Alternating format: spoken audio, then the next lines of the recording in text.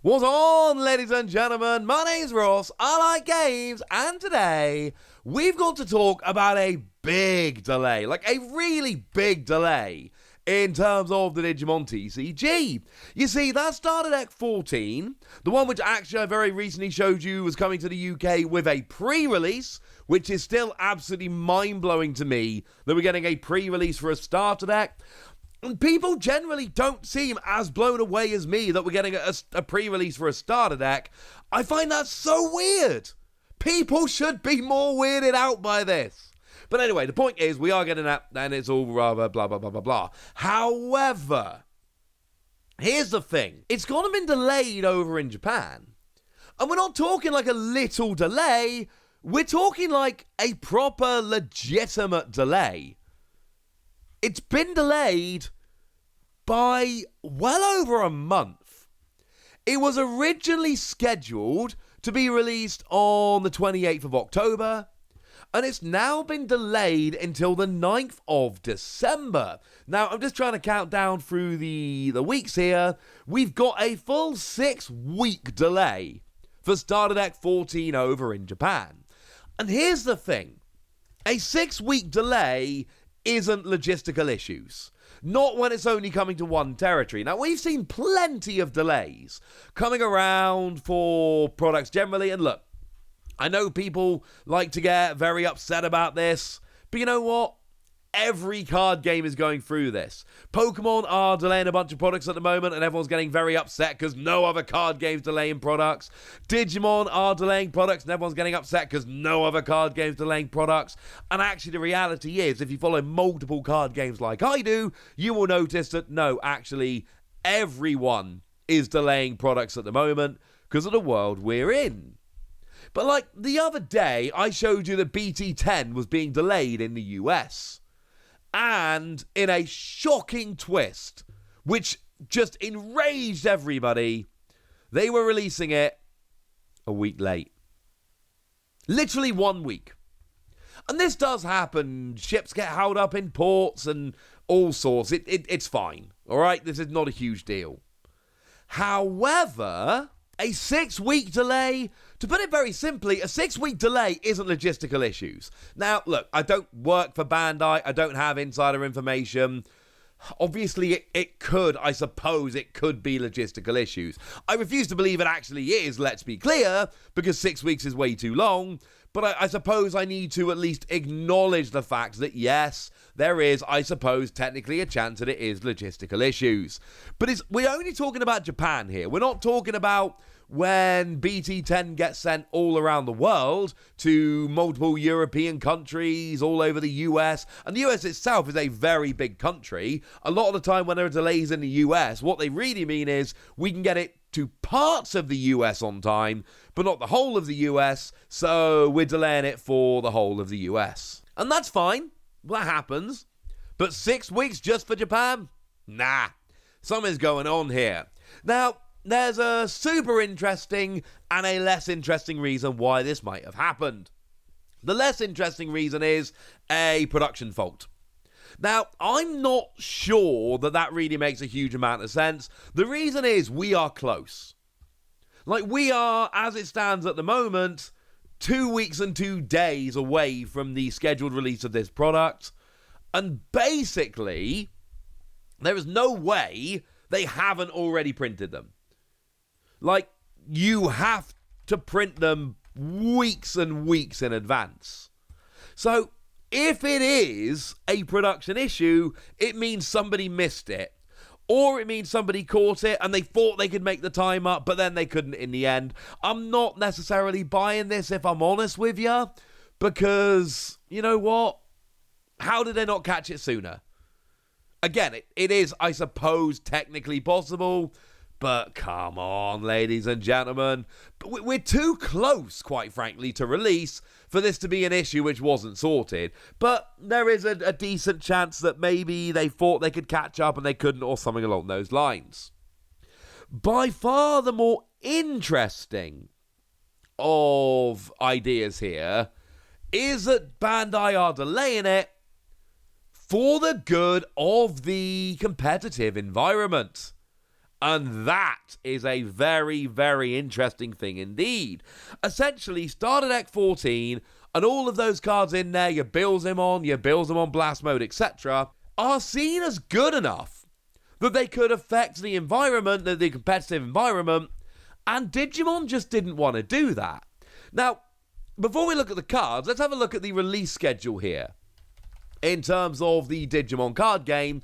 And things have been changing quickly. Now, we generally see a new set every 3 months over in Japan, plus an EX set every 6 months. But that has actually gone and condensed down quite a lot lately because of various things and delays and all of that. So we actually saw that BT10 was released in May. No big issue there. But then we saw the release of EX2 in July. Not a huge issue there. And then we saw BT11 in September. And sure, I suppose we're only 2 months between sets here. But you know what? That's not the end of the world. We can live with that.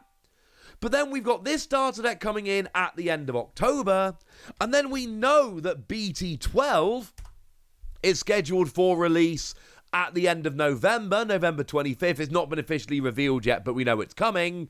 And actually, what we end up with is BT11, 1 month later this deck, 1 month later BT12, and we've only had 2 months each before the prior two sets.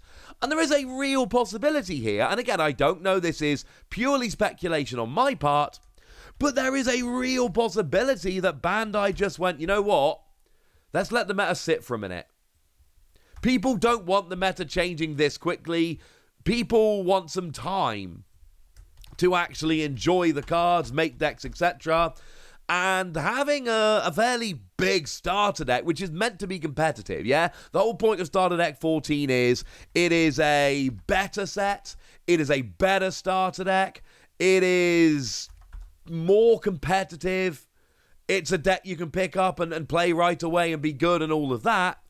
And maybe that was too much, having all of these sets just coming in just a little bit too close to each other.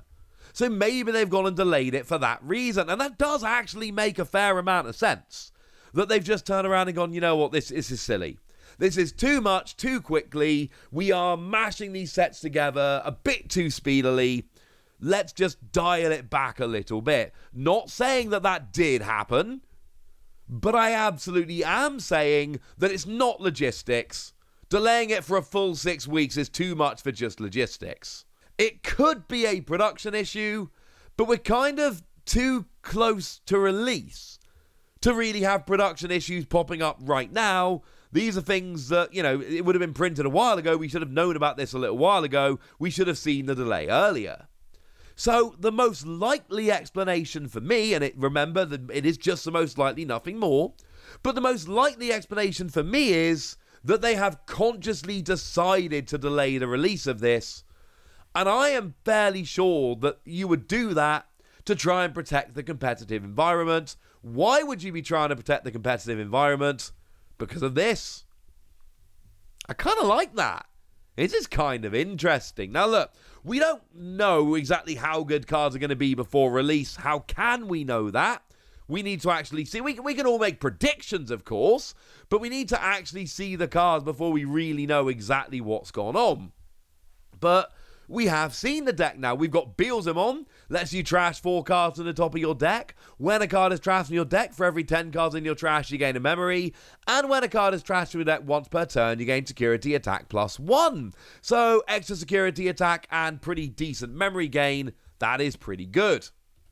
And we've got Bills-Emon Blast Mode here. When this card is trashed from your deck, delete one of your opponent's level 3 or lower Digimon. For every 10 cards in your trash, add 1 to the maximum level you can target. It's pretty good. And then when Digivolving, you unsuspend this memory, and if you've got 20 or more cards in trash, gain free memory. So again, you know, extra attacks and gaining memory and all of that, that's fine. But I think for me, the card that's really, really interesting here is the fact that you've got Impmon, that if you've got 20 or more cards in your trash, you can Digivolve into a Bills-Emon in your trash for a Digivolution cost of 3, going directly from an Impmon to a Beelzemon for free memory. And it's really important to note you are digivolving into a Beelzemon in your trash, which is absolutely huge because it means you can just get your Impmon out and then just start kind of milling almost disrespectfully, knowing that, you know what, mate, I'm digivolving from my trash. It's going to be okay. So yeah, I think there are some good cards here that could make a little bit of a difference. And I'm not saying Digimon have deliberately delayed the release so that it doesn't impact the meta too much with so many sets coming out and not enough time to really enjoy them.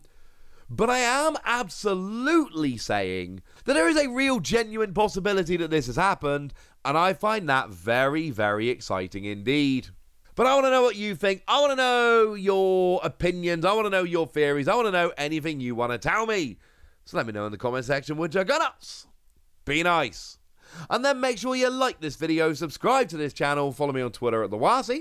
That's where we talk Digimon and a bunch of other card games. And please do consider checking out patreon.com/PTCGradio, where you can support the channel, get some bonus podcasts, all kinds of fun things. But by far the most important thing as always, look after yourselves till next time, would ya? Thank you very much for watching. My name's Ross, and you've been watching Wasi Plays.